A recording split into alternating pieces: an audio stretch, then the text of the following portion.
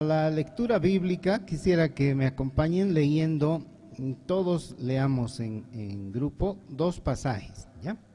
El primero está en Juan, capítulo 1, los primeros 18 versos, ¿ya? Juan 1, del 1 al 18, ese es el primer pasaje que quisiera que leamos esta mañana, todos juntos, ¿ya? Juan 1, 1 hasta el 18. En el principio, todos juntos, en el principio era el Verbo, y el Verbo era con Dios, y el Verbo era Dios.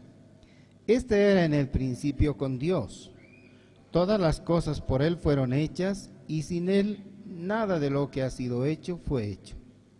En Él estaba la vida, y la vida era la luz de los hombres. La luz en las tinieblas resplandece, y las tinieblas no prevalecieron contra ella. Hubo un hombre enviado de Dios, el cual se llamaba Juan. Este vino por testimonio, para que diese testimonio de la luz, a fin de que todos creyesen por él. No era él la luz, sino para que diese testimonio de la luz. Aquella luz verdadera, que alumbra a todo hombre, venía a este mundo. En el mundo estaba, y el mundo por él fue hecho, pero el mundo no le conoció. A los suyos vino, y los suyos no le recibieron. Mas a todos los que le recibieron, a los que creen en su nombre, les dio potestad de ser hechos hijos de Dios, los cuales no son engendrados de sangre, ni de voluntad de carne, ni de voluntad de varón, sino de Dios.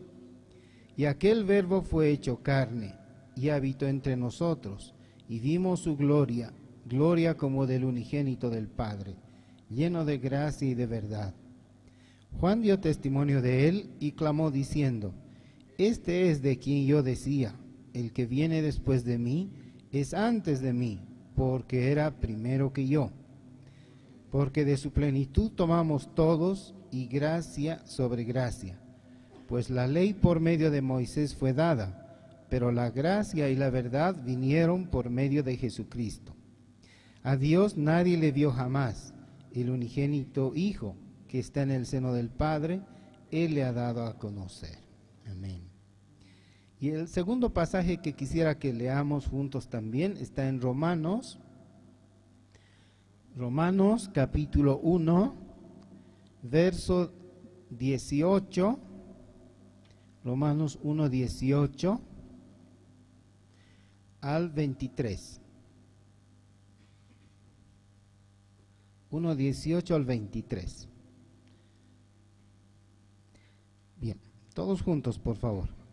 Porque la ira de Dios se revela desde el cielo contra toda impiedad e injusticia de los hombres que detienen con injusticia la verdad.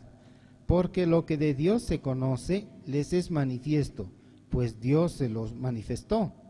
Porque las cosas invisibles de Él, su eterno poder y deidad, se hacen claramente visibles desde la creación del mundo, siendo entendidos por medio de las cosas hechas, de modo que no tienen excusa, pues habiendo conocido a Dios, no le glorificaron como a Dios, ni le dieron gracias, sino que se envanecieron en sus razonamientos, y su necio corazón fue entenebrecido.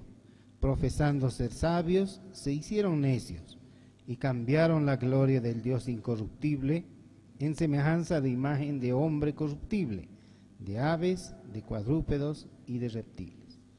Amén. Hasta ahí, hasta el 23. Vamos a orar. Señor Dios Todopoderoso, tu palabra es sabia y necesitamos atesorarla, Señor, en nuestros corazones. También ponerla por obra, Señor. Permítenos, Señor, que esta mañana podamos recibir de ti tu palabra y también atesorarla y luego ponerla por obra. Te bendecimos, Señor. En el nombre de Jesús. Amén.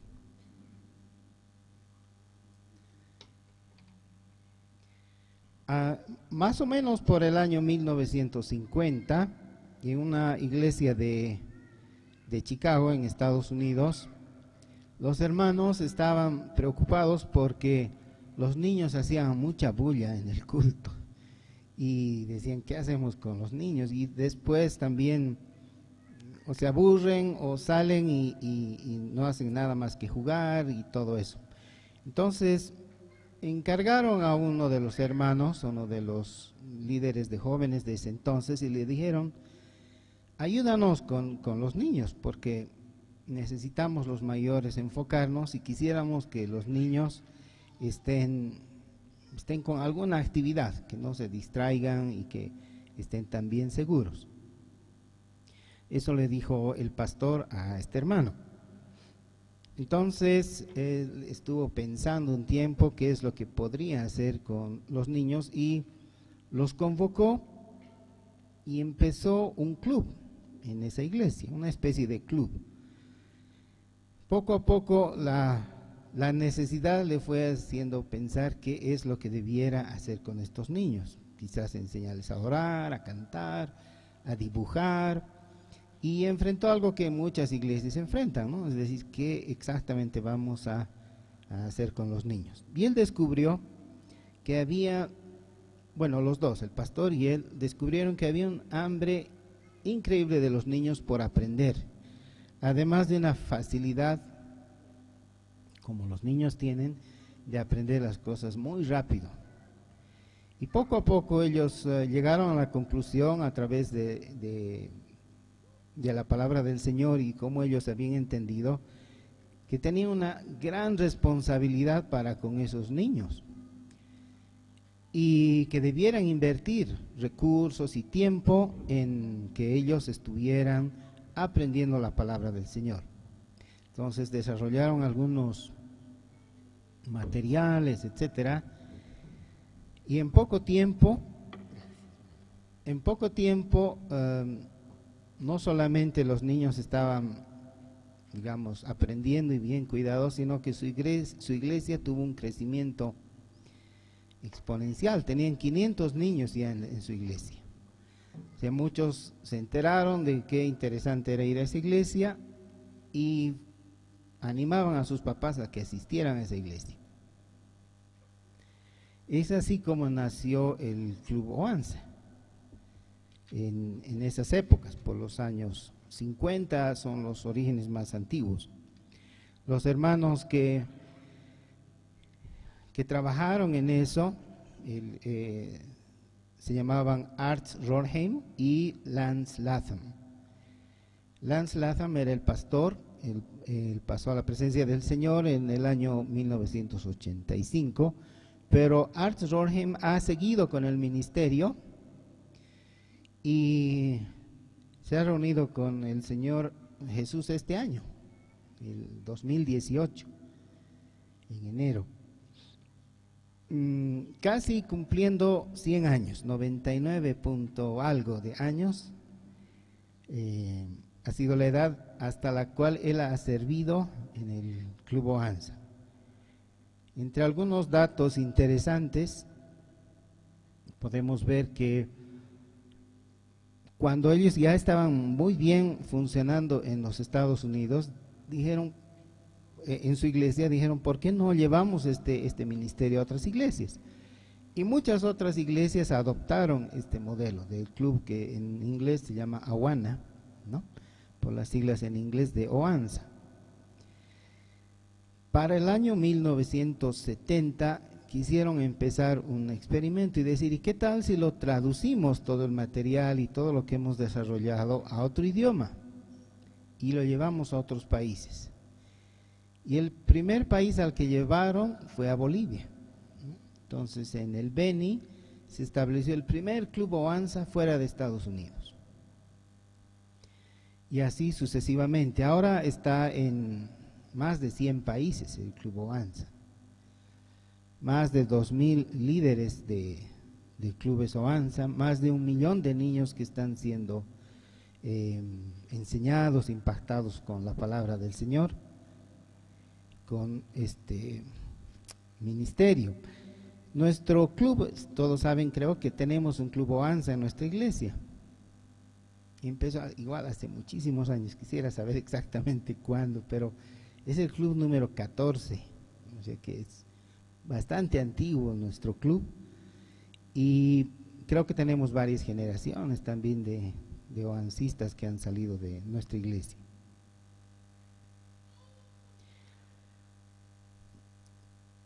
¿A qué viene esta recapitulación de la historia, no?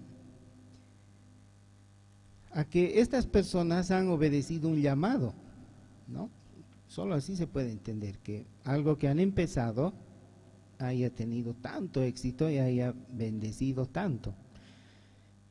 Yo he viajado por muchos países y en casi todos he preguntado, ¿conocen Oanza o conocen Awana, digamos? Y casi todos me han dicho, sí, algunos me dicen, sí, cuando era niño era del club Oanza, o sí, yo mando a mis hijos donde los Awanas, me dicen a veces, ¿no? Entonces es un club muy conocido en otras partes y muy respetado, con resultados bien probados. Yo decía, ¿cómo este hermano hasta sus 100 años prácticamente ha estado involucrado o habrá estado mucho tiempo ya retirado, jubilado, algo así? Y en su biografía dice que no, él asistía todos los sábados a las reuniones del club, todos los días a la oficina que tenía del club Oanza en su iglesia, y seguía trabajando por el club hasta este año. Entonces, una maravilla ese llamado del Señor y que uno pueda empezar aquello y ver el resultado, el fruto, ¿no? En algún lado leía la mayor bendición de ser anciano es poder ver los resultados de lo que ha sembrado, los buenos resultados, ¿no? Porque durante la vida todos nosotros vamos tomando decisiones, haciendo cosas, levantando inicialmente ideas, pero luego obras que pueden ser materiales o no. Y cuando uno ya es mayor tiene la oportunidad, la dicha, la bendición de ver los resultados, ¿no? De qué es lo que construyó.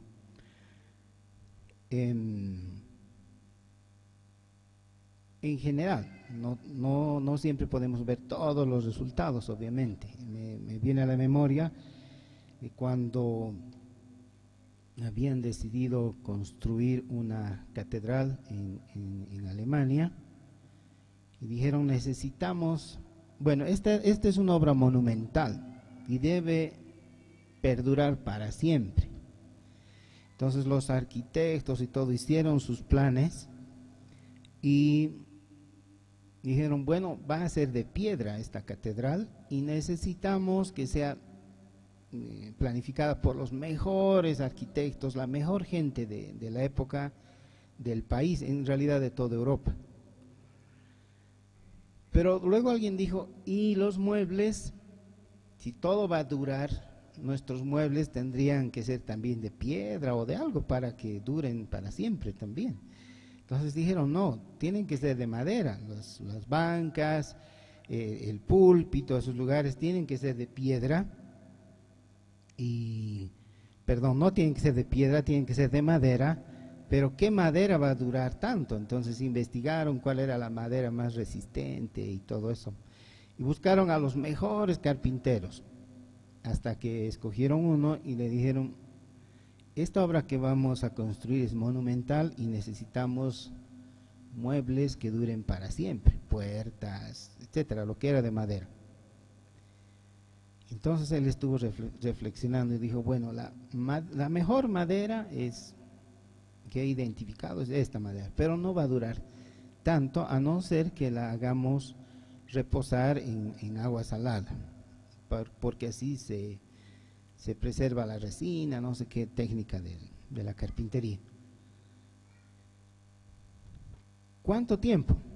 30 años, ¿no? Entonces hicieron reposar la madera durante 30 años antes de poderla utilizar para la construcción. Obviamente que el carpintero no vio terminada su obra, la siguieron sus hijos y creo que luego sus nietos, porque tardaron como 400 años en completar la catedral, que es una hermosa catedral ahora, ¿no? Entonces la gente que construía, que pensaba en esas cosas tan magníficas, tan gigantescas, ciertamente no pensaba como ahora, ¿no? Que queremos todo rápido, inmediatamente. Yo algunas veces durante un tiempo he dado clases de computación a muchachos de colegio, ¿no? Y casi siempre la pregunta era, ¿cuál apretó? ¿No? F cuánto o control qué, así, con una tecla resolver la vida, ¿no? Ese es el espíritu de este tiempo, de todo rápido, ya tenerlo inmediatamente, ya debiera estar. La banda de internet es muy baja, necesitamos mayor velocidad, necesitamos abreviar las palabras, ya no hay que escribir por, ahora se pone X, etcétera, ¿no? Hasta el idioma se está comprimiendo,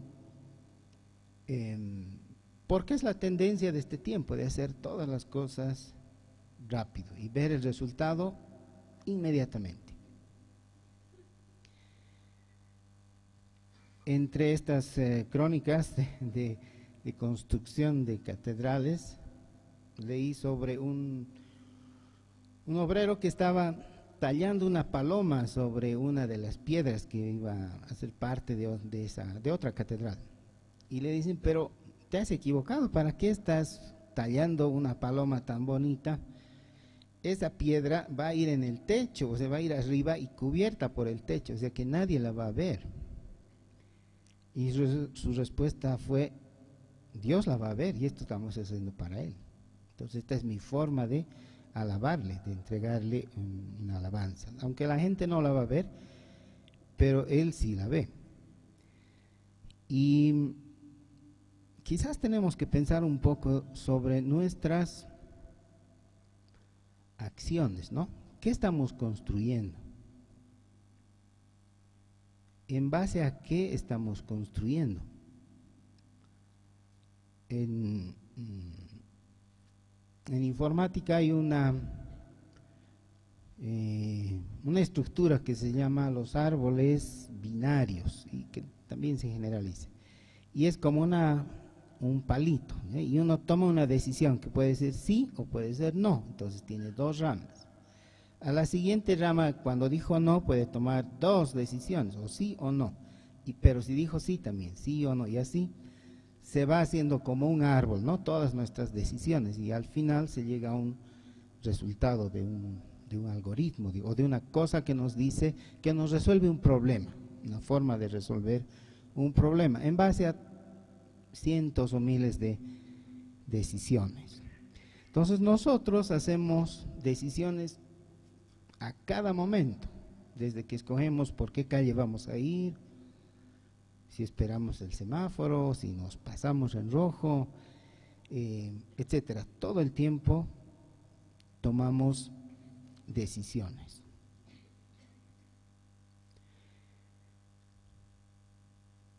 Un buen gerente es aquel que toma sabias decisiones. Los gerentes por lo general están en altos niveles, ¿no?, de decisión. Y para tomar decisiones, para que sean sabias decisiones, tienen que tomar esas decisiones basados en información, en evidencia. Porque si toman decisiones, como alguien diría, a la quete, a la loca, a la de Dios, algunos dicen, ¿no?, aunque esa debiera ser la mejor, entonces no son gerentes por mucho tiempo, porque se van a equivocar pronto. Entonces necesitan información, necesitan saber, digamos que están en un banco, cambiando dinero, necesitan saber la tasa de cambios, cuál es la tendencia, cómo está en otros países, etcétera. Siempre se necesita información antes de tomar decisiones. Nuestra vida es más o menos como ese árbol binario que se puede generalizar, tomar más de dos decisiones, digamos 3 o 4, lo que fuera.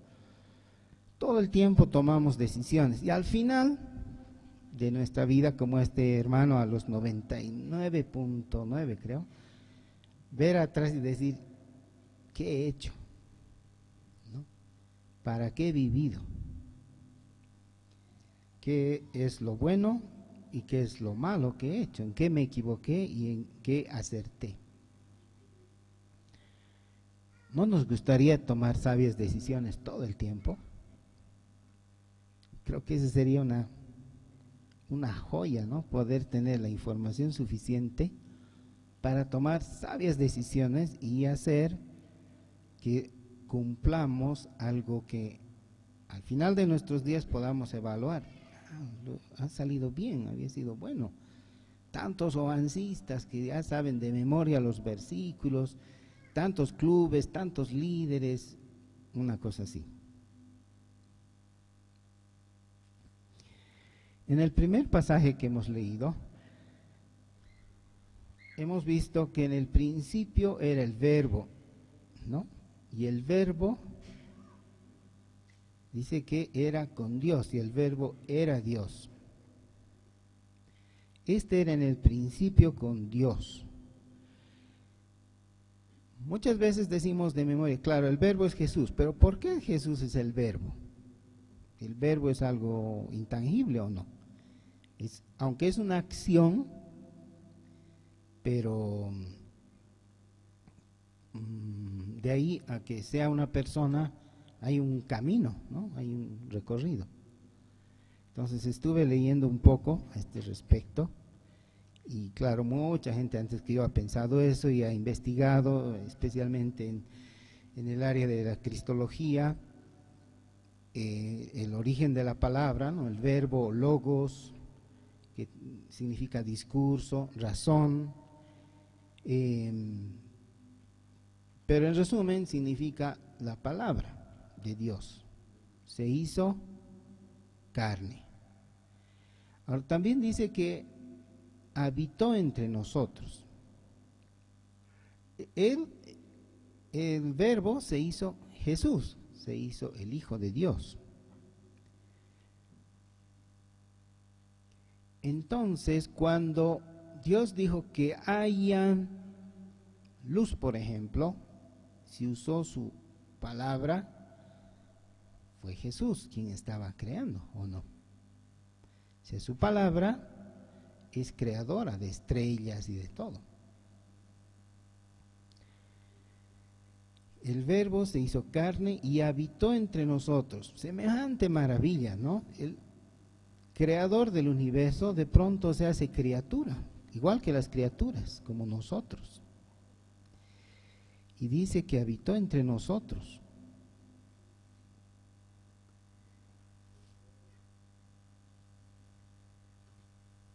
Y se reveló y nos vino a explicar las cosas para que podamos tomar sabias decisiones.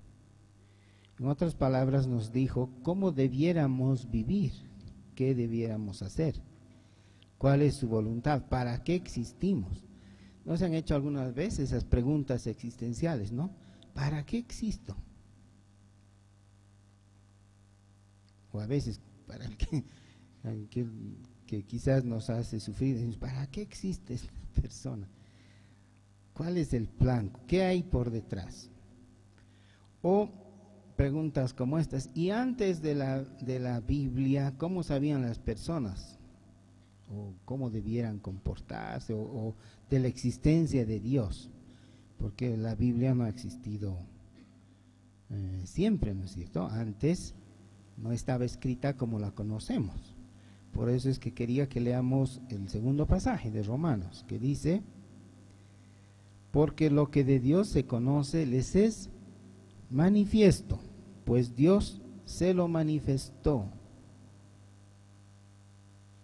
¿Y cuándo se los ha manifestado? Si no había la Biblia.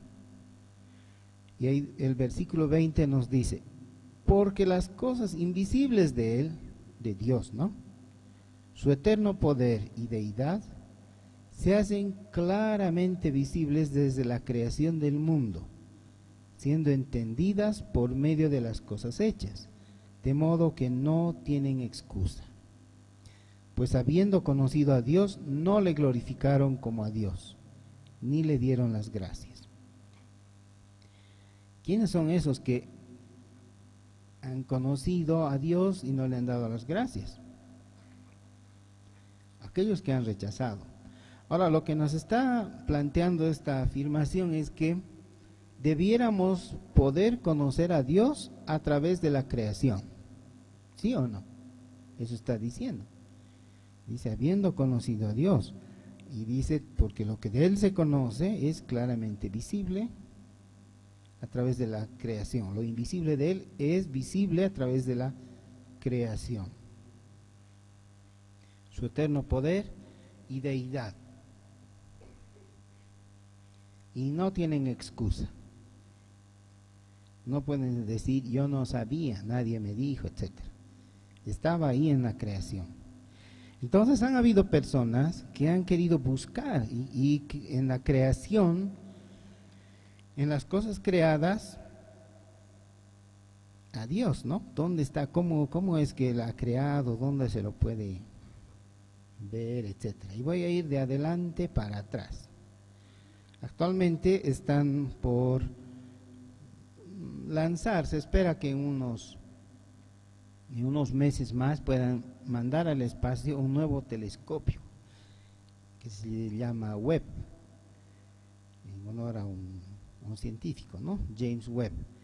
Este telescopio va a ser muchísimo más poderoso que el que ya está en el espacio desde hace unos 25 años, que se llama Hubble.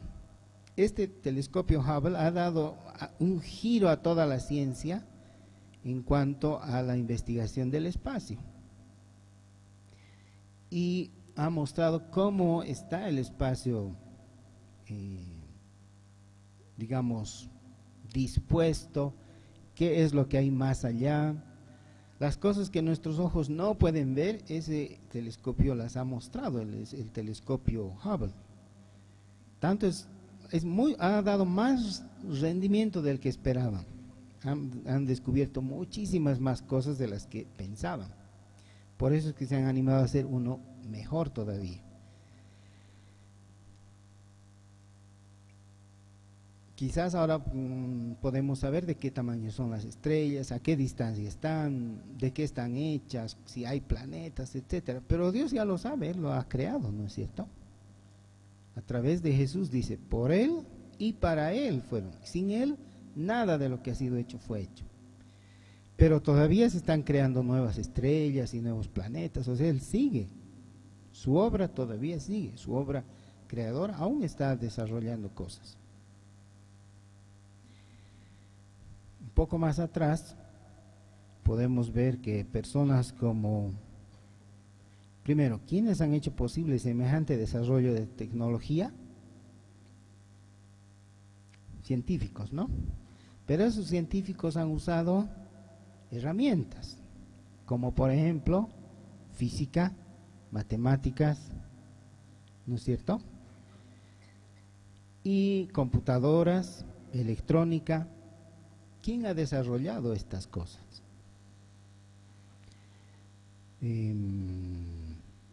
Por ahí detrás están científicos tales como, por ejemplo, Copérnico, Kepler, Newton, Leibniz, varios otros que desde los años 1600 más o menos en el caso específico de Newton, él dice que buscaba entender a Dios a través de la creación. Su enfoque no era descubrir cosas, su enfoque era entender a Dios. Y entre las cosas que ha escrito, hay como 3,5 millones de afirmaciones que ha hecho.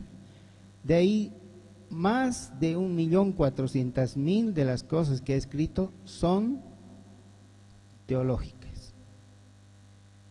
La menor parte ha sido, en términos actuales, estrictamente científicas. Ha descubierto muchísimas cosas, ¿no? Aquí tengo algunas registradas. Era físico, filósofo, teólogo, inventor, alquimista, matemático.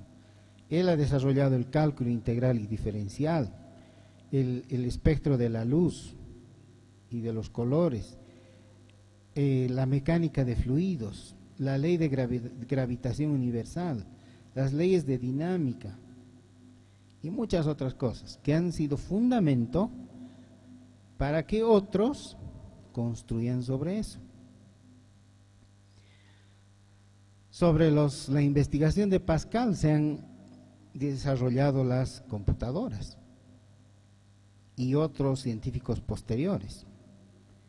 Aún el hombre que ha descubierto cómo se puede entender la cadena de ADN y leer en el ADN las cosas, también es un hombre de Dios que ha estado buscando a Dios en sus investigaciones.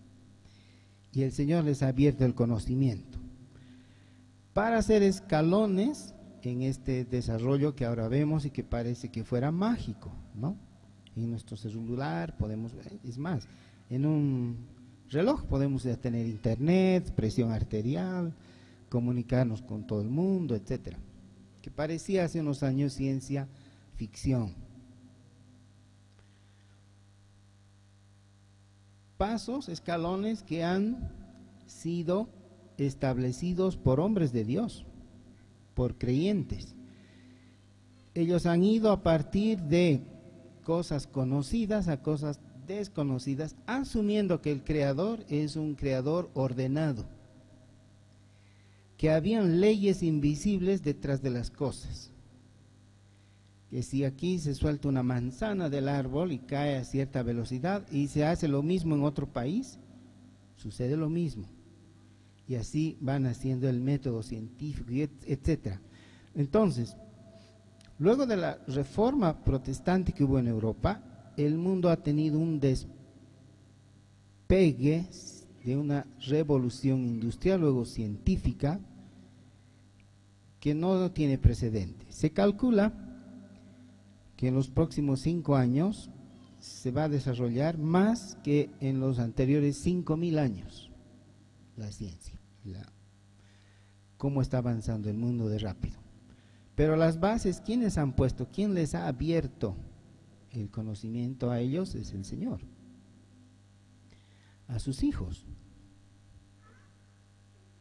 Cuando hizo el llamamiento a Abraham, el Señor le dijo: en ti bendeciré a todas las familias de la tierra. Nosotros decimos que como pueblo cristiano somos los herederos del pueblo judío también, ¿no es cierto? Porque el Señor, como hemos leído, le ha concedido ser sus hijos a aquellos que han creído en Él. Entonces ya no es el pueblo judío, ahora es el pueblo cristiano. ¿Tenemos cosas que hacer o no? ¿Tenemos tareas pendientes? ¿Será que de aquello que estamos haciendo o diciendo actualmente hayan resultados tan importantes como los que vemos de estos hombres de Dios? Hace unos años estuve leyendo un libro que se llama Impacto Demoledor, y en este libro hace un recuento de las cosas que el mundo ahora las da por hechas, que son muy normales en nuestra vida, pero que fueron iniciadas por cristianos y que sin ellas ahorita el mundo no podría existir como es. Aquí tengo algunas que me he acordado, pero hay muchas más, es un libro, ¿no?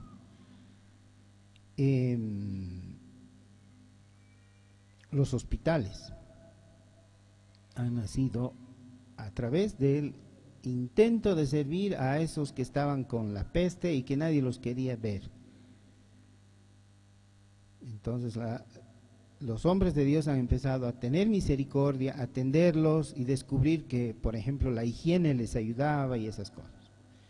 Solo voy a leer ya algunas, no voy a dar su historia.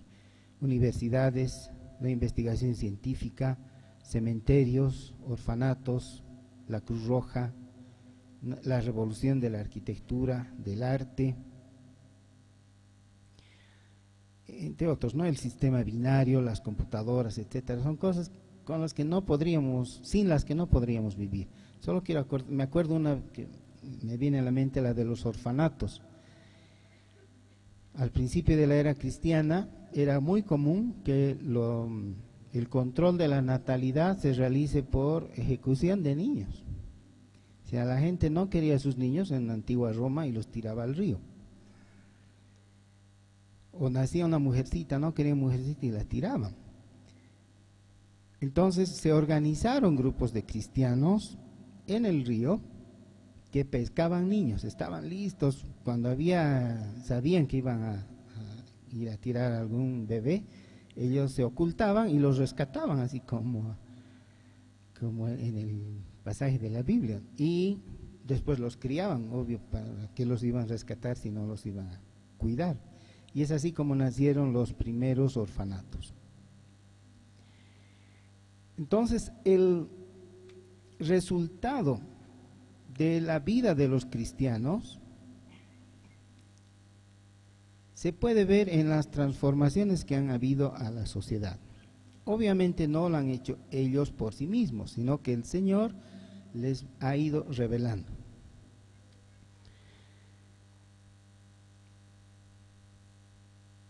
También hemos visto que aunque no leyésemos la Biblia, debiéramos ser capaces de ver a Dios, lo invisible de Él, su eterno poder y deidad en la creación. Entonces, si queremos saber cuál es nuestro llamado, o para qué hemos de vivir, qué hemos de hacer, cuál es nuestro rol, debiéramos acudir al Creador, aquel que nos ha hecho, aquel que nos ha planificado. Si vemos Efesios 2:10, ahí podemos ver una de las pistas. Efesios 2:10. Porque somos hechura suya, creados en Cristo Jesús para buenas obras. Y el propósito de la humanidad es glorificar a Dios, ¿no? Dice que hemos sido creados para la alabanza de la gloria de su gracia. Y aquí nos dice que eso se traduce en buenas obras, las cuales Dios preparó de antemano para que anduviésemos en ellas. Entonces la gente que va descubriendo cosas, inventando, etcétera, con un corazón cristiano, con una mente renovada, está cumpliendo un propósito. Realmente eso estaba en su plan de vida.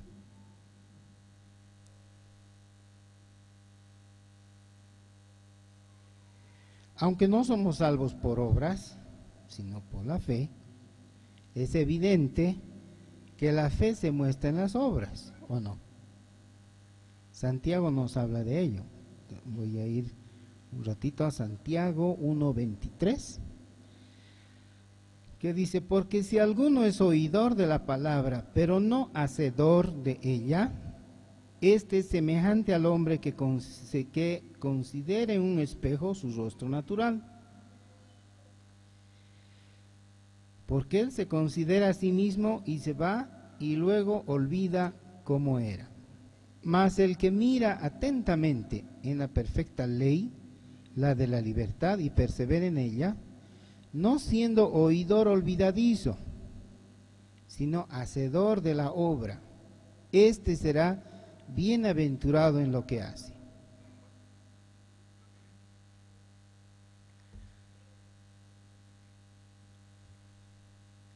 Construir sobre la roca. Básicamente volvemos a lo que el Señor ha enseñado, ¿no? No construir sobre la arena, sino sobre la roca, que es Jesucristo mismo. Si construimos sobre Él, tenemos garantía de que nuestra obra va a perseverar. Voy a ir al verso 2, 18 y 19, que dicen: pero alguno dirá, tú tienes fe y yo tengo obras. Muéstrame tu fe sin obras, y yo te mostraré mi fe por mis obras. Algunos dirán, es que yo creo en Dios, ¿no? Pero aquí también nos dice, tú crees que Dios es uno, bien haces. También los demonios creen y tiemblan. O sea que no solamente es una cuestión de palabra, de decir si yo creo o si yo soy, sino que se refleja en las obras. ¿Qué obras? Buenas obras. A ver, veremos. ¿Qué tal si recordamos? Voy a volver al pasaje de Santiago 1:23, ¿ya? Pero he leído hasta el 24. Sí. Perdón, hasta el 25. Mas el que mira atentamente en la perfecta ley, la ley de la libertad, y persevera en ella, no siendo oidor olvidadizo, sino hacedor de la obra, este será bienaventurado en lo que hace.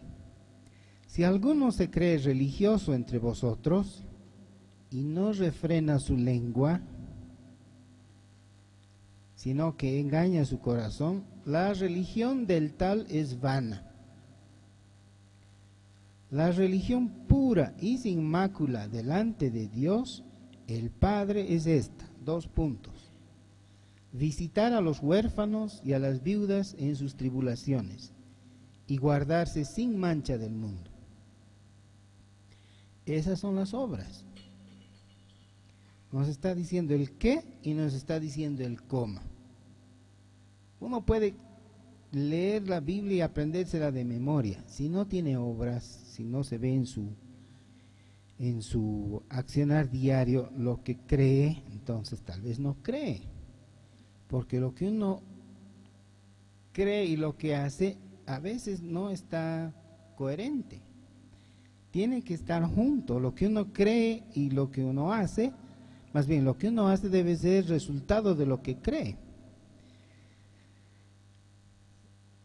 Así que las cosas invisibles se vuelven visibles, tangibles. Por ejemplo, este mueble tan bonito. Antes que sea este mueble, bueno, ha sido donado a la iglesia por una hermana que venía ese tiempo a la iglesia. Y dijo, en su mente estaba, quiero regalarle a la iglesia. Y en su mente estaba como quería que sea. Y le ha explicado al carpintero y el carpintero ha hecho. Y se ha descolado esto, entonces hemos vuelto a llevar donde el carpintero lo ha reparado y ha quedado bienísimo y bonito. ¿Era invisible o no? Era invisible. En su mente ya estaba creado. La persona quería de este material, de este tamaño más o menos, etcétera. El carpintero le habrá dado el plan final, ¿no? De qué madera, de qué peso, no sé. Pero se hace visible. Entonces, lo que creemos, ¿se hace visible o no? Se hace visible, claramente visible. Y lo que decimos que creemos no se hace visible, sino lo que realmente creemos. Es más, puede que se haga visible lo contrario de lo que decimos que creemos. Como acabamos de leer, dice, si alguno se cree religioso y no frena su lengua, engaña su corazón y su religión es vana. Entonces, podemos decir bonitas cosas, etcétera, pero al final nuestra lengua dice lo contrario. Tal vez chismeamos, tal vez denigramos o hablamos mal de alguien. Entonces esa religión dice que es vana, sino que la pura y sin mancha es preocuparse de los que están en necesidad, visitar a los huérfanos y a las viudas en sus tribulaciones, una parte, y la segunda parte, guardarse sin mancha del mundo. Eso es el qué y el cómo.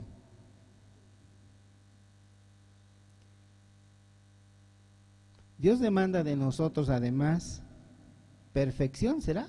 ¿Que demanda de nosotros perfección? Segunda Timoteo 3:16 al 17. Los romancistas deben saber de memoria. Segunda Timoteo 3:16 al 17. Toda la escritura, a ver si alguien me ayuda a repetir sin leer.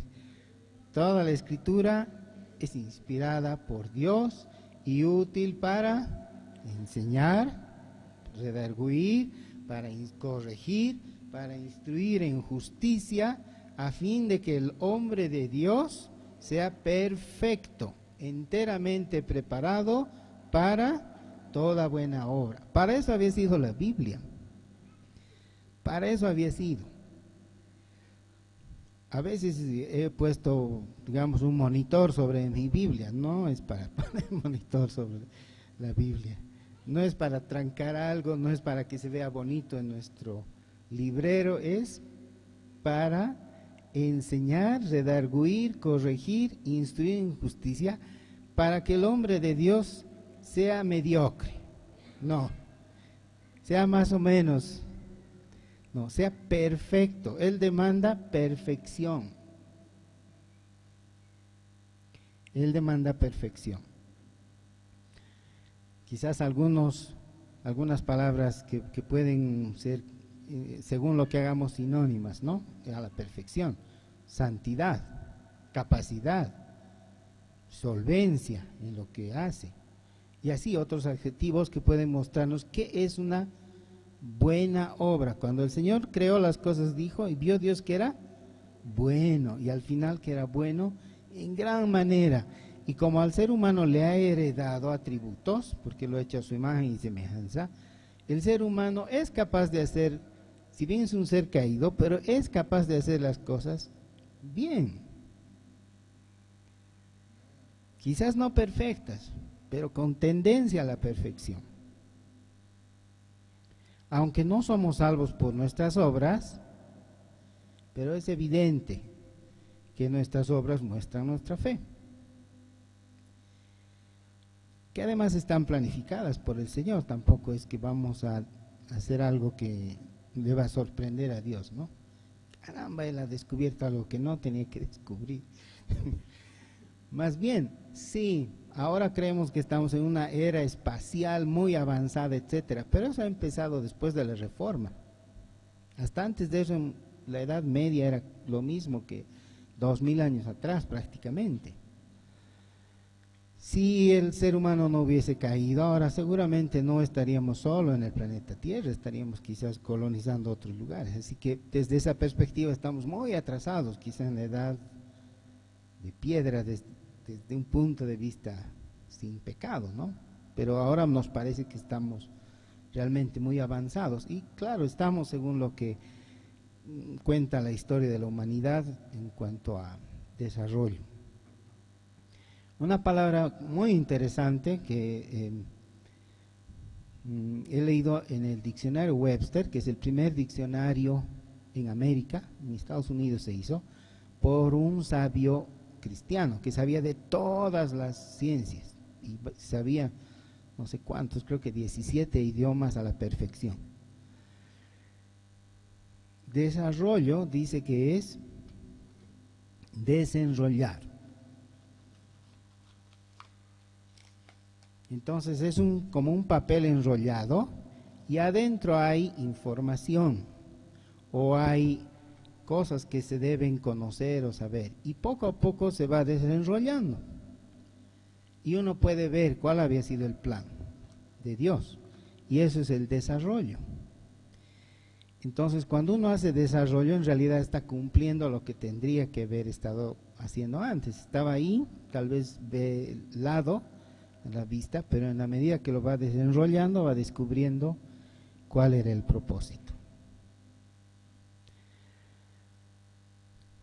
Bien, entonces, yendo de lo grande a lo pequeño, y ahora, ¿cómo he de vivir? Que sería en singular y en primera persona. ¿Qué tengo que hacer? Muchas veces pensamos que nuestro propósito está dado por la carrera que hemos elegido. Creo que las carreras nos ponen una limitación.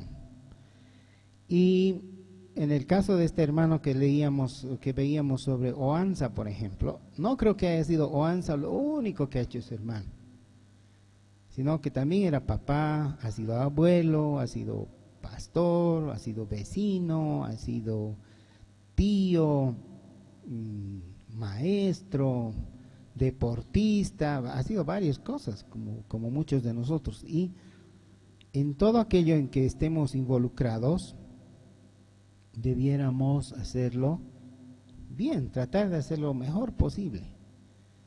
Y en aquello que no debemos hacer, debiéramos ser malos, no hacer lo que no debemos. Y si vamos a hacer algo indebido, que seamos malos. Si somos mentirosos, que seamos malos mentirosos, que nos pesquen la mentira fácilmente, ¿no? Para que no prosperemos en esa conducta. Entonces, ¿cuál es el propósito de cada uno, de cada niño? Cada uno tiene hasta su huella digital diferente. El Señor lo ha planificado. No sé, de cada uno no sé. Pero tenemos que pedirle al Señor que nos ilumine y nos diga cuál es el propósito para nosotros. Pero hay pistas, ¿no? Por ejemplo, seguro que nuestro propósito no está relacionado en algo que está fuera de nuestra capacidad física. Por ejemplo, seguro que yo no tenía que ser futbolista, menos basquetbolista, ¿no? Me faltaría 50% de estatura tal vez para ser buen basquetbolista. Pero el Señor nos ha dotado de lo que sí necesitamos para cumplir nuestro propósito. No podemos decir, yo tenía que hacer esto, pero como no soy así o no me dio Dios, entonces no voy a hacer. No, el Señor nos ha dotado para cumplir nuestro propósito. Y es más, parece que hasta nos gusta. Es decir, al dotarnos nos ha dado la capacidad de apreciar. Entonces, por ejemplo, la gente que es artista, le gusta el arte, ¿no? Su propósito debe estar relacionado con aquello. Y así sucesivamente. Si eres bueno en matemáticas, naturalmente, quizá tu propósito va por ahí y así. Resumiendo, podemos conocer la voluntad de Dios, más bien, podemos conocer a Dios, las cosas invisibles de Él, aún sin la Biblia, a través de la creación. 2. Debemos conocer, lo primero era podemos, ahora es debemos conocer la voluntad de Dios a través de la palabra, que es el verbo, que es Jesucristo, que está escrita en papel y tinta o en celular o en otro medio. 3. Nuestro propósito es glorificar a Dios, pero no solo cantando, cantando también, pero no solo cantando, sino a través de obras, de acciones reales, tangibles, palpables. Para realizar las buenas obras debemos prepararnos, no deben ser resultado del azar.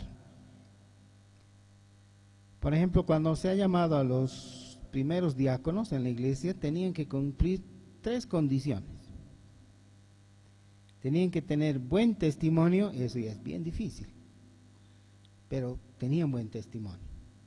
Segundo, tenían que ser sabios, más difícil. Y tercero, tenían que ser llenos del Espíritu Santo.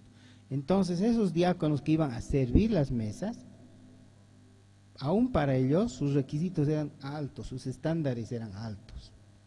No mediocridad, sino altos estándares. No darle el tiempo que les sobraba. Cuando tengan tiempito, vienen a servir a los necesitados. No era así, era gente de alto nivel, muy comprometida. 5. ¿Qué debiéramos hacer para tener el Espíritu Santo?